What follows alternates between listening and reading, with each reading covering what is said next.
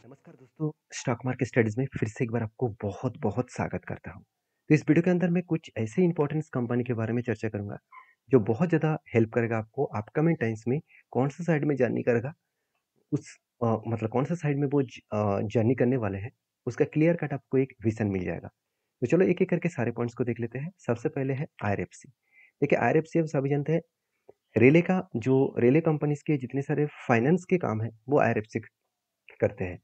और आईआरएफसी के ऊपर मुझे सबसे ज़्यादा ट्रस्ट इसीलिए लगता है क्योंकि आईआरएफसी एक ऐसी कंपनी है, आज तक अगर इसका परफॉर्मेंस को देखा जाए तो कंपनी के रेवेन्यूज़ का ग्रोथ कभी भी कम नहीं दिखेगा, प्रॉफिट का ग्रोथ कभी भी कम नहीं दिखेगा। मतलब रेवेन्यूज़ एंड प्रॉफिट दोनों ही बेस्ट तरीके से देखने को मिला। उसी तरीके से अगर मैं कंपनीज़ के बाकी डिटेल्स को देखूँ, जैसे कंपनी के ऊपर ग्रोथ, जैसे अगर इन्वेस्टर के हिसाब से बात करूँ, देखिए म्यूचुअल फंड ने माल बेच दिया, मगर एफआईआई ने माल नहीं बेचा। और बाकी होल्डिंग किसके पास है? प्रोमोटर के पास है। कितना? 86%। तो जो लोग मुझे कमेंट्स कर रहे थे कि सर इसके 86% प्रोमोटर के पास है, तो क्या वो माल पूरा का पूरा खुद के पास रखेंगे? ऐसे बिल्कुल नहीं, क्योंकि ओएफएस के माध्यम से उसको बेचना पड़ेगा। ओएफएस का मतलब होता है ऑफर फॉर सेल। देखिए सेबी के रूल्स के हिसाब से किसी भी प्रोमोटर के पास, किसी भी कंपनी के प्रोमोटर के पास 75% से ज़्यादा होल्डिंग्स नहीं होना चाहिए। तो 75% से ज़्यादा होल्डिंग नहीं होना चाहिए, इसका मतलब है कि किसी भी कंपनीज़ के ऊपर जब भी आप काम करने के लिए जाएँगे, तो आपको ये देखना है कि वो 75% के ऊपर है कि नहीं। अगर ज़्यादा है, तो कभी न कभी वो सेलिंग ज़रूर होगा। तो मेरे हिसाब से बेस्ट तरीके से यहाँ पे सिचुएशन देखिए, जो सिचुएशन कंपनी को आगे बढ़ाने के लिए काफ़ी है। तो चलो अभी कंपनी से कुछ पॉइंट्स को शेयर कर लेते हैं, जैसे कंपनी का टेक्निकली चार्ट पैटर्न्स। देखिए टेक्निकली चार्ट पैटर्न्स में क्या बना था, पहले एक बड़ा सा कप बने, उसके बाद 2 बार हैंडल पैटर्न बने। तो कप के बाद हैंडल पैटर्न बने, फाइनली ब्रेकआउट हुआ, ब्रेकआउट कंफर्मेशन भी हो गया। रीटेस्ट किए, उसके बाद धीरे-धीरे करके नीचे भी आया और देखिए वही लेवल में कंपनी होल्ड कर रहा है, जो इस कंपनी का 200 डेज़ मूविंग एवरेज के सपोर्ट के हिसाब से लिया। तो मुझे लग रहा है कि जो अगर करेक्शन हुआ तो कहाँ तक आ सकते हैं? 146 लेवल जो है, वो एक स्ट्रांगली एक सपोर्ट लेवल है, क्योंकि यही सपोर्ट लेवल को टेस्ट करने के बाद वो ऊपर गया था। तो इसीलिए इस लेवल को बहुत एक स्ट्रांगली सपोर्ट लेवल माना जाएगा। इस सपोर्ट लेवल के ऊपर कंपनी टच करे तो यहाँ पे एक करेक्शन देखने को मिलेगा। ओवरऑल एंट्री पॉइंट से करेक्शन तक देखूँ तो 21% के आसपास करेक्शन होने का चांसेस है। अगर यहाँ तक करेक्शन हो तो कंपनी के ऊपर थोड़ा सा प्रेशराइज बनने के बाद कंपनी रिबाउंस कर सकते हैं। तो एंट्री पॉइंट से अगर मैं करंट एंट्री पॉइंट से टारगेट तक देखूँ, तो ओवरऑल कितने परसेंटेज का टारगेट मिलने का चांसेस है? 37% के आसपास। तो बेस्ट तरीके से एक टारगेट पॉइंट मिलने का चांसेस है। और कंपनी के ऊपर जो सबसे गुड अपडेट्स है, जो मैं आपके साथ शेयर करना चाहूँगा, आप देख सकते हैं। Indian railway finance corporation limited RFC share price bullish till 173, मतलब 173 तक जाने का चांसेस है। जो करंटली लेवल कौन सा है? 160। तो 160 से 173 तक जाने का चांसेस है।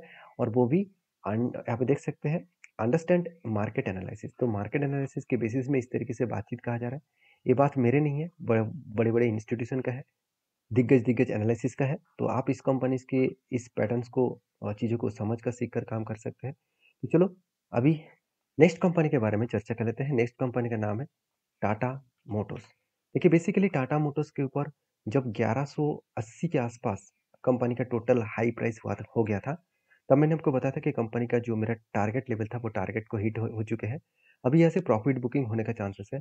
और उसी नज़रिए यहाँ पे देखने को मिला 975 के आसपास कंपनी का प्राइस चल रहा है। तो ओवरऑल देखिए किस तरीके से टारगेट अचीव हुआ। इस लेवल में मेरा टारगेट था करीबन 1140 के आसपास, और एंट्री लेवल कहाँ पे था? 600 के आसपास। मतलब यहाँ पे एंट्री था 600 के आसपास और टारगेट था 1140 के आसपास। तो 1140 तक कंपनी ने टारगेट दिया और कोई छोटा-मोटा टारगेट नहीं था, 80% के आसपास टारगेट था। तो चलो एक बार मैं आपको मार्किंग भी करके दिखा देता हूँ। एंट्री पॉइंट से अगर मैं टारगेट तक देखूँ, तो सॉरी माफ़ी चाहता हूँ, 89%, ऑलमोस्ट 90% के आसपास टारगेट था। तो बेस्ट तरीके से टारगेट मिलने के बाद देखिए, मैं आपको बहुत बार बोल चुका हूँ, जब अच्छा खासा टारगेट अचीव होता है तो वहाँ से करेक्शन का माहौल देख ही जाता है, देखने को मिल ही जाता है। तो इसी के बीच में देखिए एक रेंज बना, यहाँ पे एक बाइंग का रेंज बना, कंटिन्यूअसली बाइंग के कैंडल बने। तो इस कैंडल ने कितना कितना परसेंटेज का कैंडल बने, तो ओवरऑल यहाँ पे अगर मैं परसेंटेज के कलर को चेंज कर दूँ तो आपको देखने में आसानी होगा। तो देखिए यहाँ पे देख सकते हैं किस तरीके से पैटर्न्स बना। जो पैटर्न्स कंटिन्यूअसली बाइंग का बना, वो 18% के आसपास है। मतलब जो स्ट्रैटेजीज बने हैं, उसके बेसिस में अगर बात करूँ, तो जब भी इस नीचे लेवल को टच करेगा तब क्या बनेगा? एंट्री। और इस पीक लेवल तक क्या बन सकता है? इसका टारगेट। तो बेस्ट तरीके से एंट्री और टारगेट पॉइंट मिल सकता है, मगर इस पैटर्न्स को मैं यूज़ नहीं करूँगा। क्यों? क्योंकि मुझे चाहिए था 20%, यहाँ पे बना 18%। तो जो मेरा रूल्स है उस रूल्स के खिलाफ है, तो मैं इस कंपनी के ऊपर ट्रेड नहीं लेने वाला हूँ। अभी क्वेश्चन है कि अगर यहाँ से गिरता रहे तो कहाँ तक आ सकते हैं? पहली बात, 200 डेज मूविंग एवरेज को वो सपोर्ट के हिसाब से लिया। अगर और भी करेक्शन हुआ तो नेक्स्ट लेवल जो है वो कुछ इस तरीके से 897 लेवल तक आने का चांसेस है। तो ये दो कुछ लेवल्स है, इस लेवल्स तक कंपनी का आने का चांसेस है, इस लेवल तक वेट करने का चांसेस है। बाकी आपके क्या व्यू है इस कंपनी के ऊपर, जरूर कमेंट्स करके बताना। और मुझे लगता है जो सिचुएशन यहाँ पे क्रिएट हुआ उसके अकॉर्डिंग कंपनी के ऊपर अच्छा खासा एक मतलब ट्रेंडिंग जो है वो ट्रेंडिंग बनने में थोड़ा सा टाइम लग सकता है। अच्छा खासा यहाँ पे करेक्शन होने के बाद एक रैली होने का चांसेस देखने को मिल सकता है। बाकी आपकी क्या ओपिनियन है, आपकी क्या राय है, ज़रूर मुझे कमेंट्स करके बताना। तो चलो नेक्स्ट कंपनी के बारे में चर्चा कर लेते हैं। नेक्स्ट कंपनी की सॉरी एक बार मैं इस कंपनी के ऊपर एक चीज़ दिखाना आपको भूल गया हूँ। कंपनी के ऊपर एक चीज़ आपको मैं ज़रूर दिखाना चाहूँगा, क्योंकि मुझे इसके ऊपर बहुत बार कमेंट्स किया गया कि सर म्यूचुअल फंड क्या इस कंपनी के ऊपर सही में माल बेच रहा है? बिल्कुल नहीं। जो लोग सोच रहे हैं कि कंपनी के ऊपर करेक्शन हो रहा है, कंपनी यहाँ से बड़ा फॉल दिखाएगा, मैं आपको सीधा-सीधा एक एग्ज़ाम्पल दिखा रहा हूँ। देखिए अगस्त मंथ का डेटा देखिए। अगस्त मंथ का डेटा बता रहा है कि कंपनी के ऊपर आज तक की सबसे हाईएस्ट बाइंग म्यूचुअल फंड ने किया। हाईएस्ट बाइंग खुद देख लीजिए कितना बाइंग हो रहा था छोटे-मोटे क्वांटिटी के साथ, सेलिंग कितना हो रहा है छोटे-मोटे क्वांटिटी के साथ, और आज कितना बाइंग है। हाई ग्रोथेबल बाइंग यहाँ पे देखने को मिला। वन मतलब यहाँ पे देख सकते हैं 112 करोड़ के आसपास। तो इस तरीके से कुछ सॉरी 112 करोड़, हाँ 112 करोड़ के आसपास टोटल क्वांटिटी के बाइंग किया गया। तो जब इतनी ज़्यादा बाइंग हो रहा है तो क्या कंपनी गिरने वाला है? बिल्कुल नहीं। अगस्त मंथ के बाद देखिए ये जो रॉकेट की तरह भागता हुआ देखने को मिला ना, ये इसी के कारण। तो सितंबर मंथ में मुझे लग रहा है म्यूचुअल फंड ने माल बेचा है, तो उसका सीधा-सीधा इस तरीके से इफ़ेक्ट देखने को मिला है। तो कोई बात नहीं, इस तरीके से तो हलचल चलते रहते हैं। तो जब कंपनी के ऊपर कोई पैटर्न्स बने तब मैं आपके साथ ज़रूर शेयर करूँगा। फिलहाल के लिए मैं इस कंपनी के ऊपर कोई फ्रेश एंट्री नहीं लिया हूँ। हाँ, मेरे इन्वेस्टमेंट है वो अलग बात है, तो वो इन्वेस्टमेंट को मैं कंटिन्यू ज़रूर करूँगा। मुझे कभी अभी तक मुझे ट्रेड नहीं मिला, तो इसको मैं ट्रेडिंग पर्पस में अभी नहीं देखूँगा। तो नेक्स्ट जो कंपनी है उसके बारे में बात करें, उसका नाम है वारी रिन्यूएबल एनर्जी लिमिटेड।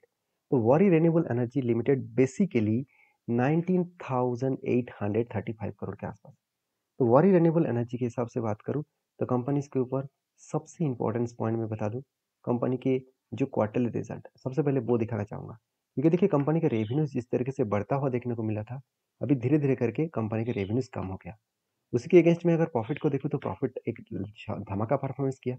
उसके अगेंस्ट में फिर से करेक्शन हो गया। मतलब रेवेन्यूज़ भी बढ़े, प्रॉफिट भी बढ़े, सब कुछ ठीक-ठाक हुआ था। अभी करंटली कंपनी का सेल्स भी घट रहा है, प्रॉफिट भी घट रहा है। तो जो लोग सोच रहे थे कि कंपनी के ऊपर लगातार इस तरीके से गिरावट का माहौल क्यों देखने को मिला, उसके पीछे यही रीज़न है। क्योंकि कंपनीज़ के ऊपर जो पैटर्न्स यहाँ पे बनने जा रहा है, देखिए फाइनली एक पैटर्न्स कंपनी कंप्लीट कर चुके हैं।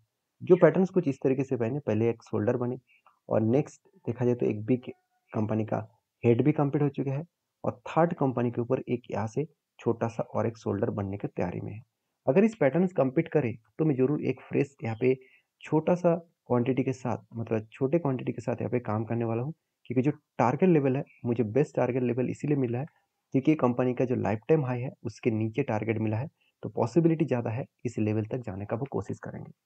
तो क्वेश्चन ये है, क्या इसमें सही में काम मैं करने वाला हूँ? हाँ, बिल्कुल करने वाला हूँ, क्योंकि देखिए, कभी-कभी होता क्या है, अगर मैं चीज़ों को आपके साथ शेयर करूँ, तो लोगों के मन में एक क्वेश्चन है कि कंपनी का वैल्यूएशन बहुत ज़्यादा हाई है।